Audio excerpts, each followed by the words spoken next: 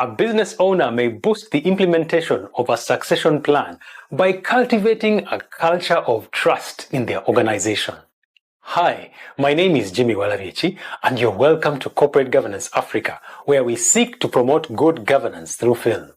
In two previous videos, we discussed the subjects of strategic succession planning, as well as mindsets and mentalities for succession planning.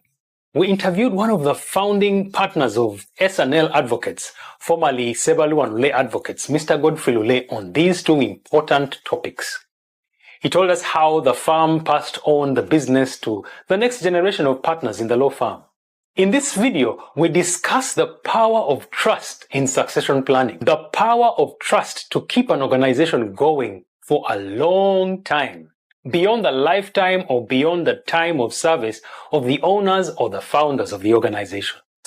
S&L Advocates was founded in 1980 by Mr. Godfrey Lule and Mr. Paulo Sebalu. By 2005, the founding partners were no longer working in the firm, but they had already passed on the business to the next generation of younger lawyers whom they had trained.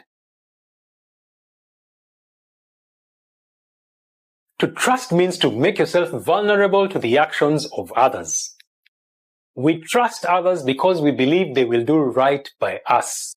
First, we consider how the leadership of an organization can cultivate trust in their organization. Second, we reflect on the power of trust to create the right conditions or the right environment within which a succession plan can be implemented successfully.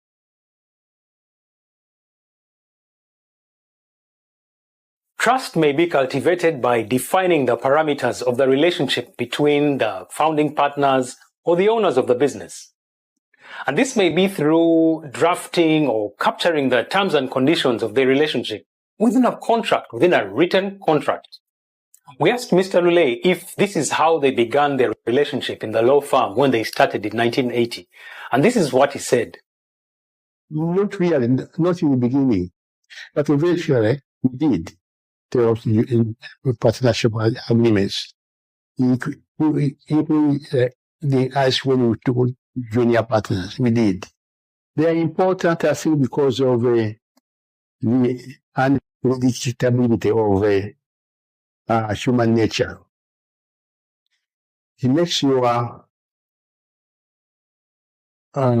relationship smoother. If something could happen, you know, you move yourselves, the parameters within which you work, including sharing what you earn, or contributing what you should do. They may not have begun with a formal contract at the very start of their relationship, but they eventually had a written contract, which they had with the other partners, as he said.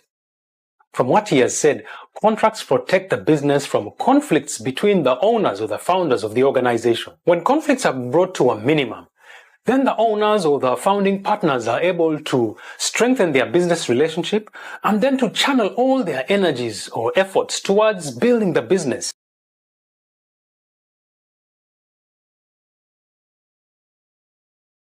Trust may also be cultivated by compliance with the laws of the land that the business is subject to.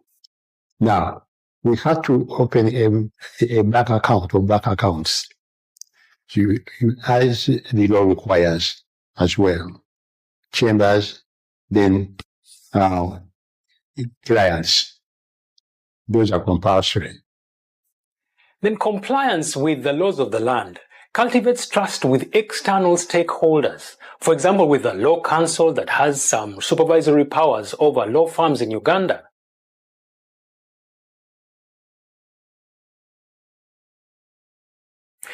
It also may be cultivated by recognizing the strengths of the owners or the members and allowing each of the members to serve the business or to contribute to the business in the area of their strengths.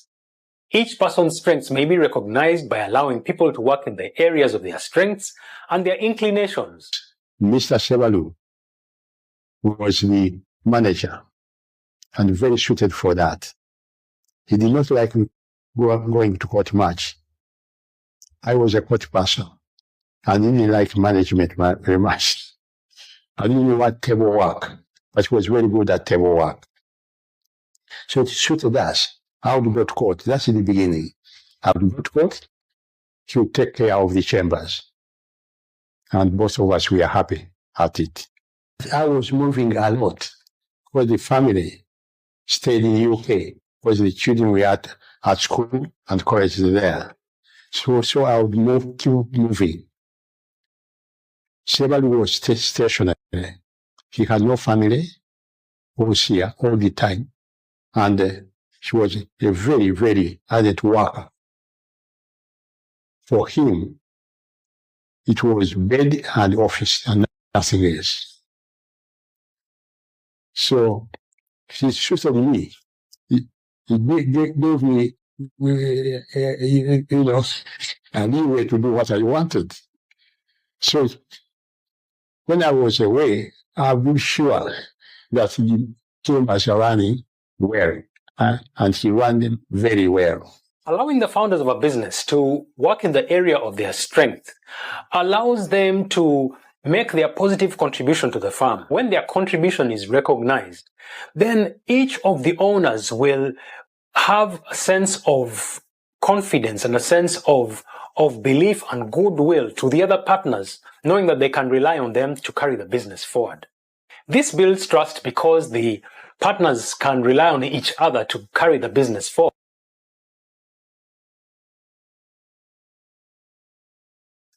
Trust may be cultivated by the owners maintaining integrity in their dealings with each other and with the business and with other stakeholders. I would sign the checkbooks. Would you get one or two checkbooks? And I sign all leaves in case you wanted to draw money while I was away. And I felt comforted. Not a single shilling missed. She managed the accounts apart from fulfilling a duty. I had no whatever about how much we earned, how much we spent, on which we spent, or how we spent it. Was I had 100% trust in him. So our relationship worked very well. Well, it was totally sure the transparency. I had confidence in him, and he was transparent. I think I was transparent too, although I did not touch money.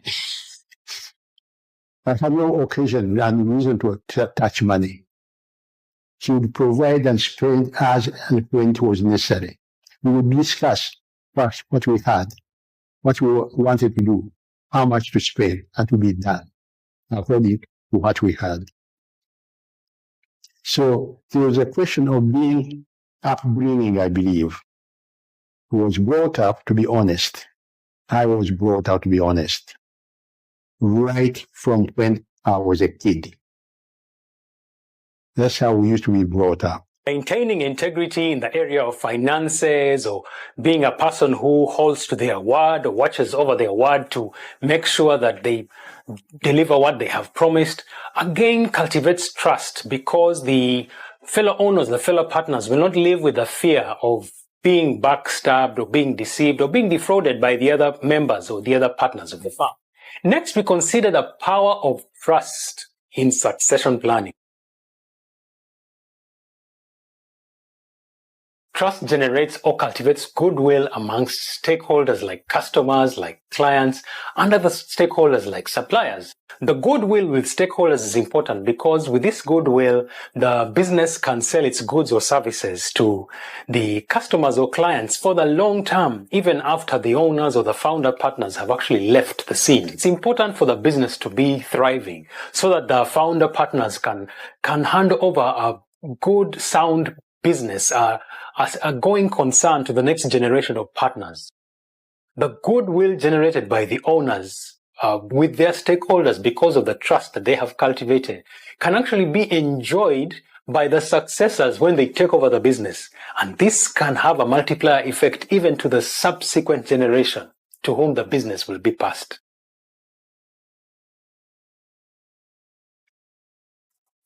Trust can help to attract and retain good talent from which successors can be selected.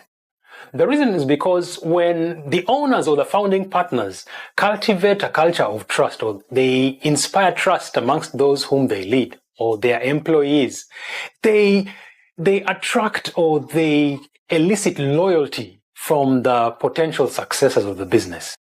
The reason why talent is attracted and retained is because when the owners or the founding partners demonstrate trustworthiness, then this inspires loyalty amongst the potential pool of successors, that is, the employees or those who work with them.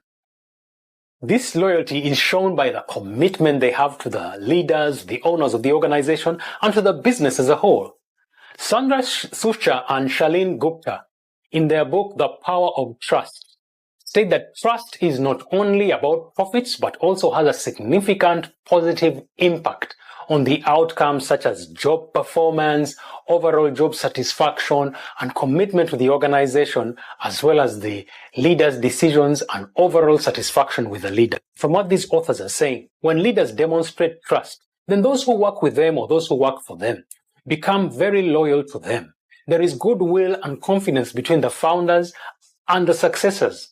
The founders trust the successors because they see the commitment and the loyalty to them and to the organization. And so they are confident to pass the business on to them, knowing that the business will continue and that they will not be defrauded and that they can actually freely give what they have worked for all their lives. On the other hand, the successors are committed to the founders or the founding partners of the organization because they have seen that demonstrated trustworthiness. And so they find that it is worth giving their time and effort to the organization or to the business leaders, even well beyond the lifetime or the time of service of the founding partners. An interesting account by Mr. Lule concerning how he left the firm demonstrates this high degree of trust between the senior partners or the founding partners and the junior successor partners. Listen to what he said about how he left the firm. I was obliged to leave due to my poor health. Because indeed, they had wanted me to stay. And they said, okay, we understand your position, but we want you with us. Don't go. You can come and work any day. You can take any time without coming. But we want to know that you are with us. There is now one of the senior partners now, Sebugeni. Sebugeni had children at what do you call it? The Sunni school at Kororo. I forget the name. Kampala parents. And my cardiologist had children there. And there was a Parents' Day. They came and told Sebalu, Lule's doctor, the cardiologist, he's still like a cardiologist even now. During their conversation, told him, said, look, Lule has refused to step down from your chambers. Several said this, we want him to be with us. He can take his time, can work at his pace, but we want him to be there. He will be part of us. So he told him, yes, you want him, but you are going to lose him.